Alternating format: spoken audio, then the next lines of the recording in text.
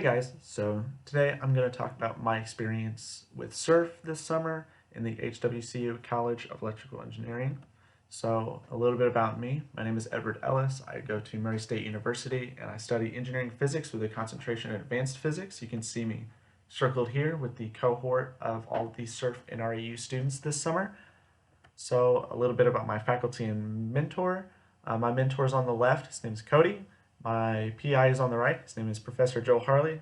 They were both great. Learned a ton from them, but I'll say that for a little bit from now. So my specific research was in SSTDR, which essentially is you send a signal through an electrical system. It's going to bounce off of different parts of the electrical system, and you're going to measure that reflection. So you can see a graph of kind of how it works on the right.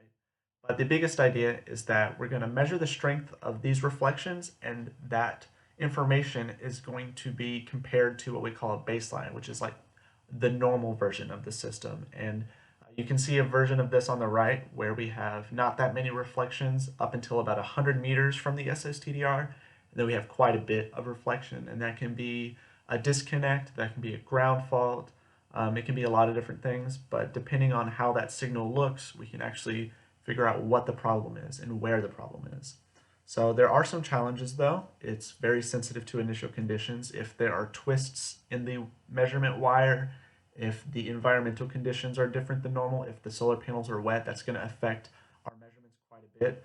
There's a frequency dependency. So just due to the nature of how solar panels work, the impedance changes depending on what frequency you feed it. And because SSTDR is spread spectrum, it's going to be a lot of different frequencies. So it's not going to behave the same as if we just had a resistive system.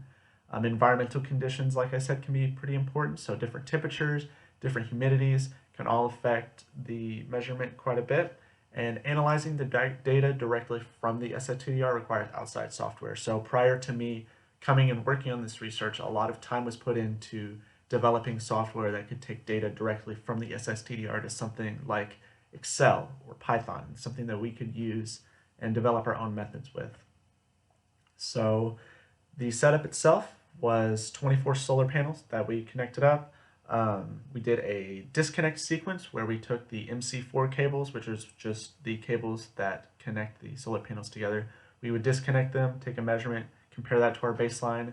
We also did a ground fault sequence where we would replace the two-way MC4 with a three-way, and then that third lead would attach to a grounding system that we had in place on the roof, and then we would do a measurement there, compare that to our baseline, and some of our results are shown on the right. So this is just a disconnect sequence where we plotted the different reflection coefficients with our baseline subtractions, and we found that we could accurately detect faults for both the disconnect and the grounding faults. So there are a couple different methods that we used.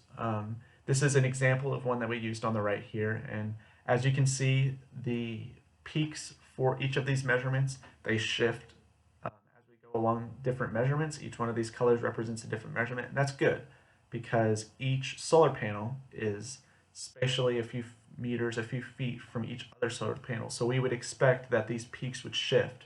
Each time there was a problem, the peak would be at a new place on the x-axis.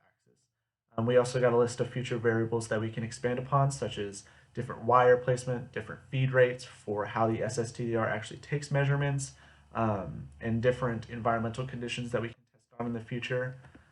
So just some acknowledgments. I obviously want to thank the Smart Data Lab. I want to thank Cody and Professor Joel Harley. They were pretty integral in me having a good experience this summer. And I want to thank all of the rest of the cohort. It was a lot of fun, and I'm very excited to apply here for starting in January. So thanks.